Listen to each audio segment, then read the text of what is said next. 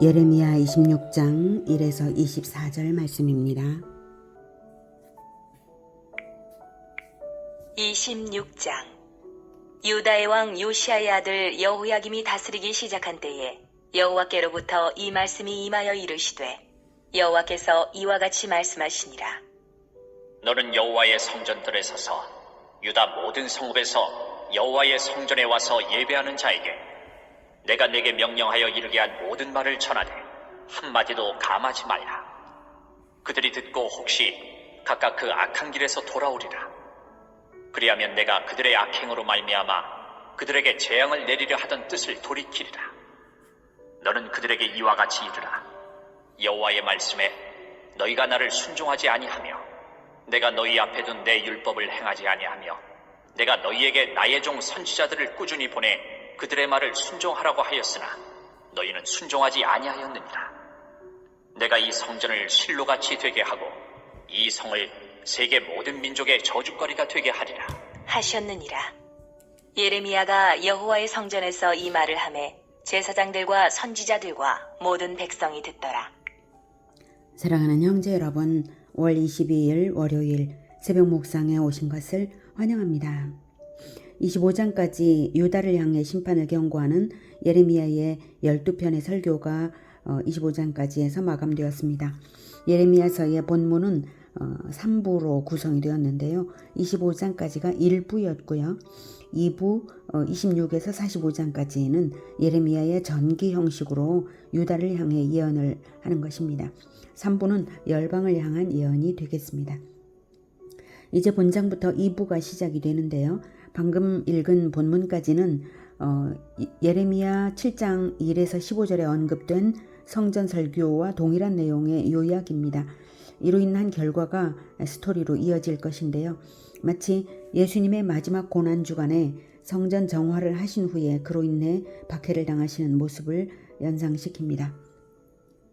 1절 유다의 왕 요시야의 아들 여호야김이 다스리기 시작한 때에 여호와께로부터 이 말씀이 임하여 이르시되 주전 609년에 애굽의 바로 느고에 의해서 여호아하스가 즉위 3개월 만에 폐위됐죠.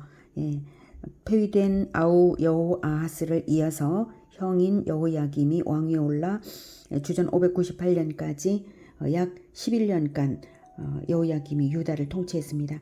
여호야김은 아버지 요시야의 개혁이 무색하게 므낫세의 모든 죄를 다 쫓아서 행하고 무죄한 자의 피를 흘리고 하나님의 예언이 기록된 두루마리까지 불태워버리는 일을 서슴지 않을 정도로 극악했던 인물입니다. 사실상 유다를 멸망에 이르게 한 장본인이라 할 수 있겠습니다. 2절 여호와께서 이와 같이 말씀하시니라. 너는 여호와의 성전 뜰에 서서 유다 모든 성읍에서 여호와의 성전에 와서 예배하는 자에게 내가 내게 명령하여 이르게 한 모든 말을 전하되 한마디도 감하지 말라. 7장에서는 성전 문에 서서 설교한 것으로 나타나는데요. 예레미야는 바깥뜰에서 안뜰로 들어가는 문 앞에 서서 안뜰을 등지고 설교를 했던 것이죠. 바깥뜰에 있는 사람들에게. 아마도 이때는 이제 유다 모든 성읍에서 예배하러 오는 사람들이 있었을 때니까 이제 절기 때였을 것으로 추정이 됩니다. 그리고 그 내용은 형식적인 성전 예배가 신앙생활의 전부로 여기지 말라는 것이죠. 형식 예배만으로 죄사함이 있다고 여기고 형식 예배에만 열심을 내었던 유다 백성들에게 심판을 경고하며 회개를 촉구한 것입니다. 예레미야 7장 3절부터 10절까지를 제가 중간 부분 생략을 해가면서 읽어보겠습니다. 만군의 여호와 이스라엘의 하나님께서 이와 같이 말씀하시되 너희 길과 행위를 바르게 하라. 그리하면 내가 너희로 이곳에 살게 하리라. 너희는 이것이 여호와의 성전이라 여호와의 성전이라 여호와의 성전이라 하는 거짓말을 믿지 말라. 너희가 만일 길과 행위를 참으로 바르게 하여 이웃들 사이에 정의를 행하며 이방인과 고아와 과부를 압제하지 아니하며 무죄한 자의 피를 이곳에서 흘리지 아니하며 다른 신들 뒤를 따라 화를 자초하지 아니하면 내가 너희를 이곳에 살게 하리니 곧 너희 조상에게 영원 무궁토록 준 땅이니라. 9절 너희가 도둑질하며 살인하며 간음하며 거짓 맹세하며 바알에게 분향하며 너희가 알지 못하는 다른 신들을 따르면서 내 이름으로 일컬음을 받는 이 집에 들어와서 내 앞에 서서 말하기를 우리가 구원을 얻었나이다 하느냐 이는 이 모든 가증한 일을 행하려 함이로다. 이렇게 하나님께서 말씀을 하셨죠. 이렇게 성전 예배를 드리면서 악행을 행하는 것이 위선이므로 위선적인 예배는 아무 소용이 없고 심판이 있다는 것을 말씀하신 것입니다. 이런 심판 선언이므로 설교자가 축소하지 못하도록 하나님께서 명하셨습니다. 설교자는 성경의 내용을 축소해서 설교해서는 안 되는 존재들입니다. 성경에는 축복의 내용도 있지만 인간의 죄악된 속성상 그만큼 죄인들에게 경고가 따르게 되므로 많은 심판의 선언이 있습니다. 이 심판에 대하여 축소하지 않고 설교함으로써 최후의 심판을 염두에 두고 거룩을 지키도록 설교자는 성경을 가감없이 설교를 해야 마땅한 것입니다. 이것은 성경 곳곳에서 강조되고 있습니다. 신명기 4장 2절에 내가 너희에게 명령하는 말을 너희는 가감하지 말고 내가 너희에게 내리는 너희 하나님 여호와의 명령을 지키라. 신명기 12장 32절에는 내가 너희에게 명령하는 이 모든 말을 너희는 지켜 행하고 그것에 가감하지 말지니라. 요한계시록 22장 18, 19절은 내가 이 두루마리의 예언의 말씀을 듣는 모든 사람에게 증언하노니 만일 누구든지 이것들 외에 더하면 하나님이 이 두루마리에 기록된 재앙들을 그에게 더할 것이요 만일 누구든지 이 두루마리의 예언의 말씀에서 제하여 버리면 하나님이 이 두루마리에 기록된 생명나무와 및 거룩한 성의 참여함을 제하여 버리시리라. 이렇게 말씀하셨습니다. 특별히 예레미야의 경우 자기 신변의 위협을 느낄 수밖에 없는 그러한 박해의 때이므로 하나님께서 또 방지하시는 말씀을 하신 것이죠. 3절 그들이 듣고 혹시 각각 그 악한 길에서 돌아오리라. 이제 예루살렘은 공동체적으로 전체적으로 구원은 이제 이미 없고 이제 각각 그 악한 길에서 돌아와서 각각에 대한 구원이 있을 수 있으므로 마지막까지 계속 선지자들을 보내시는 거죠. 하나님께서. 그래서 각각 그 악한 길에서 돌아오리라. 그리하면 내가 그들의 악행으로 말미암아 그들에게 재앙을 내리려 하던 뜻을 돌이키리라. 네, 이것이 바로 하나님의 목적입니다. 심판을 주고 싶어 주시는 것이 아니라 심판당하지 않도록 하기 위해 말씀하시는 것이고요. 그것은 하나님은 진리의 하나님이시므로 심판해야 할 자는 반드시 심판하셔야 해서 그렇습니다. 하나님은 백성의 회개로 인해 심판을 돌이키고 싶으신 것입니다.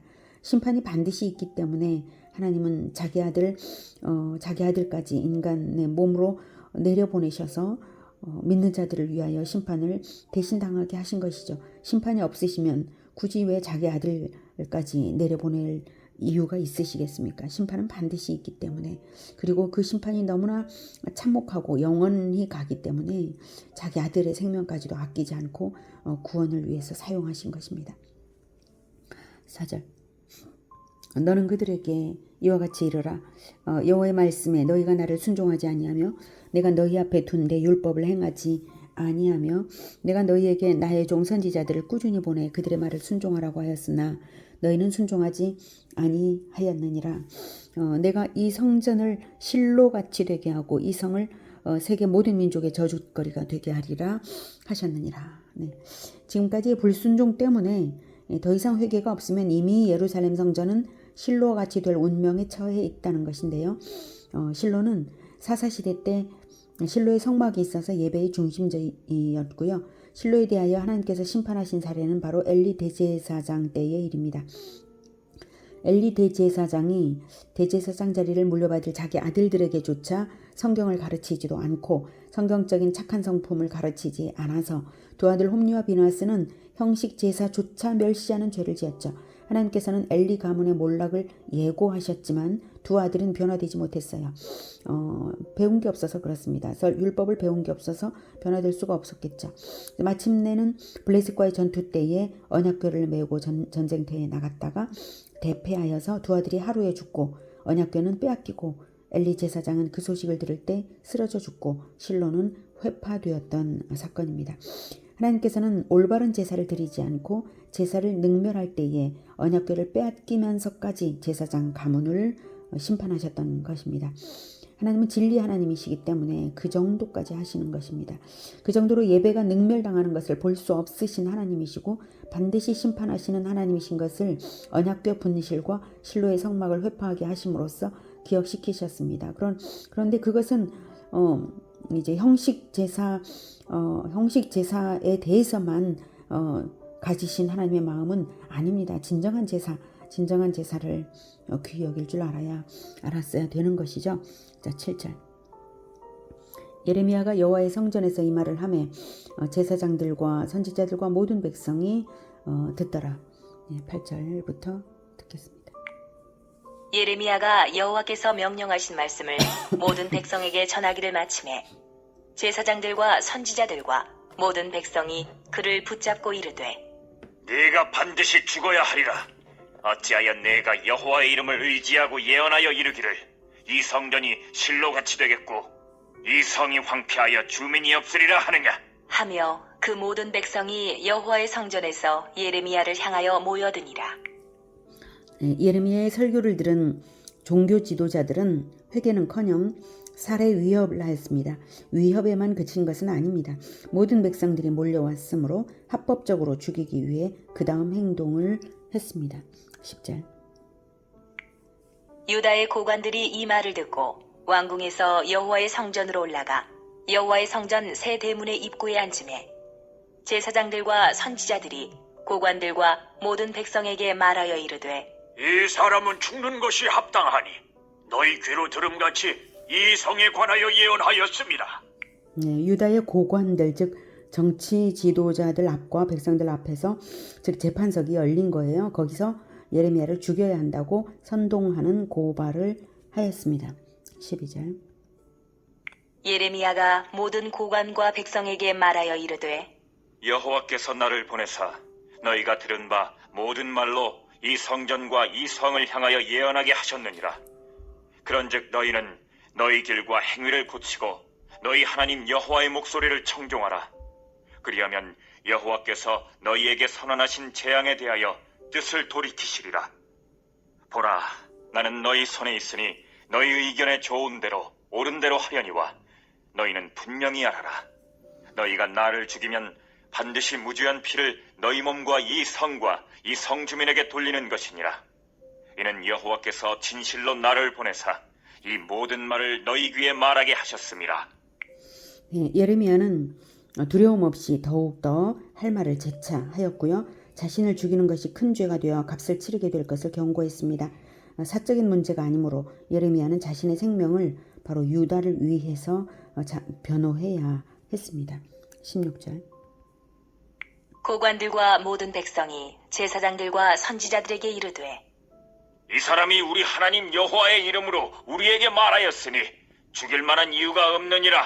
그러자 그 지방의 장로 중 몇 사람이 일어나 백성의 온 회중에게 말하여 이르기를 유다의 왕 히스기야 시대에 모레셋 사람 미가가 유다의 모든 백성에게 예언하여 이르되 만군의 여호와께서 이와 같이 말씀하셨느니라. 시온은 밭같이 경작지가 될 것이며 예루살렘은 돌무더기가 되며 이 성전에 사는 산당의 숲과 같이 되리라 하였으나 유다의 왕 히스기야와 모든 유다가 그를 죽였느냐. 히스기야가 여호와를 두려워하여 여호와께 간구하며 여호와께서 그들에게 선언한 재앙에 대하여 뜻을 돌이키지 아니하셨느냐. 우리가 이같이 하면 우리의 생명을 스스로 심히 해롭게 하는 것이니라. 네, 종교 지도자들과는 달리 정치 지도자들과 백성들은 예레미야를 변호했습니다. 게다가 지방 장로들이 사례를 들면서 미가의 사례를 들면서 예레미야를 해하지 못하도록 말했는데요. 논지는 예레미야의 메시지가 생소한 것도 아니고 예레미야처럼 동일한 메시지를 전한 모레셋 사람 미가를 히스기야 때는 죽이지 않고 회개를 한 결과 여호와께서 그들에게 선언한 재앙에 대하여 뜻을 돌이키셨음을 사례로 들어서 유다의 생명을 위해서 예레미야를 옹호한 것입니다. 여기서 모레셋 사람 미가는 미가서의 저자인 미가 선지자를 말합니다. 미가는 히스기야의 종교 개혁에 지대한 영향을 준 선지자입니다. 그렇게 해서 가까스로 예레미야는 생명을 잃지 않게 되었는데요. 아무튼 생명을 잃을 만한 충분한 위험이 있었던 것은 20절 이하의 다른 선지자 우리야의 사례로도 확인이 됩니다. 또 여호와의 이름으로 예언한 사람이 있었는데 곧 기럇 여아림 스마야의 아들 우리야라. 그가 예레미야의 모든 말과 같이 이 성과 이 땅에 경고하여 예언하매 여호야김 왕과 그의 모든 용사와 모든 고관이 그의 말을 듣고서 왕이 그를 죽이려 하매 우리야가 그 말을 듣고 두려워 애굽으로 도망하여 간지라. 여호야김 왕이 사람을 애굽으로 보내되 곧 악볼의 아들 엘라단과 몇 사람을 함께 애굽으로 보냈더니 그들이 우리야를 애굽에서 연행하여 여호야김 왕에게로 그를 데려오매 왕이 칼로 그를 죽이고 그의 시체를 평민의 묘지에 던지게 하니라. 사반의 아들 아히감의 손이 예레미야를 도와주어 그를 백성의 손에 내어주지 아니하여 죽이지 못하게 하니라. 네, 여기서 23절까지 20절부터 23절까지 아까 그 지방 장로의 목소리로 읽었는데요. 이것은 예레미야의 목소리로 읽었어야 되는 부분입니다. 시기적으로는 지금 예레미야에게 있는 이 위협보다 더 나중에 있는 일을 예레미야서 기록할 때에 여기에 기록을 한 거예요. 자, 이렇게 우리야는 결국 왕과 정치인들의 죽임을 당했습니다. 애굽에까지 추격하여서 체포해 와서 죽이고 시신마저도 공동묘지에 던져 함부로 처리하는 것을 볼 때에 여호야김 왕이 하나님을 두려워할 줄 모르는 자라는 것을 알 수가 있습니다. 우리야에 대해서는 다른 기록이 없어서 더 알 수는 없습니다. 예레미야가 살아난 것은 지방 장로들과 사반의 아들 아히감을 하나님이 사용하셔서 보호하셨기 때문입니다. 사반의 아들 아히감은 요시야 왕이 율법 책에 관하여 그 여선지자 훌다에게 파견한 사람들 중 한 사람이었습니다. 경건한 사람들 중 한 사람으로 추측이 되고요. 오늘은 위선적인 형식 예배만으로 구원받는다고 왜곡하며 악을 행하는 유다를 향하여 성전 설교를 가감없이 선포함으로 인하여서 죽음의 위기를 당하였던 예레미야를 보았습니다. 예수님의 고난도 동일하게 성전 정화와 책망으로 인한 것이었습니다. 우리 시대에도 화려한 성전과 거창한 형식 예배에만 종교성이 있고 삶에는 회개가 없는 그러한 모습이 있다면 당장에 회개해야 합니다. 성전은 하나님이 임재하시는 그 공동체를 말합니다. 장소는 다만 표상인 것이죠. 하나님의 백성들에게 임하셔서 두루 행하시는 하나님의 표상, 그것이 예배당인 것이지 성전의 형식 예배가 참된 목적은 아닌 것입니다. 참된 우리의 삶의 예배를 하나님께서 그것을 목적으로 그것을 받기 위하여 성전의 표상으로 보여주신 것 뿐입니다. 우리는 하나님께서 날마다 임하시며 두루 함께 행하시며 하나님의 백성임을, 하나님의 성전임을 나타내는 그러한 삶을 살아드림으로써 살아계신 하나님의 성전으로 증명되는 우리 모두가 되기를 기원합니다. 기도하겠습니다. 하나님, 우리는 머릿돌 되신 우리 주 예수님을 따라서 함께 지어져가는 성전임을 믿습니다. 늘 우리와 함께하여 주셔서 임하여 주셔서 두루 행하시며 오직 하나님의 행하심을 나타내는 그러한 우리가 되게 주님 도와주시옵소서. 우리는 형식 예배와 삶의 예배가 동일한 것이 될 수 있도록 살아가고자 합니다. 성령께서 우리를 늘 주장하시며 인도하여 주시옵소서. 결코 형식만으로 자기 만족을 하는 그러한 위선적인 그러한 종교인이 되지 않도록 주님 우리를 붙들어 주시고 오직 진실하게 예배의 삶을 살 수 있게 하여 주시옵소서. 예수 그리스도 이름으로 기도드립니다. 아멘. 이어지는 시간은 개인 기도 시간입니다.